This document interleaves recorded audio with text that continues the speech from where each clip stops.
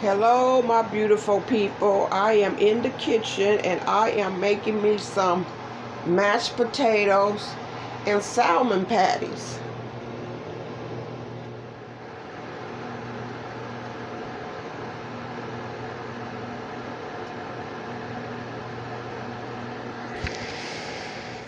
Okay, I got my salmon patties on and I got my potatoes starting to boil.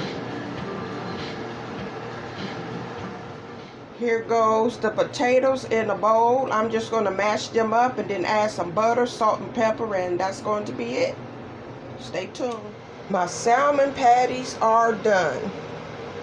So I just need to mash up these potatoes, so I'll be right back. Now my potatoes are done. They're all smashed up and everything, so I'm going to open up a can of peas. We're going to have some sweet peas with this dinner today. I'll be back. Okay, I got my peas on. I'm waiting for them to heat up. Then I'm going to make us a plate. Alright, here's my can of peas open.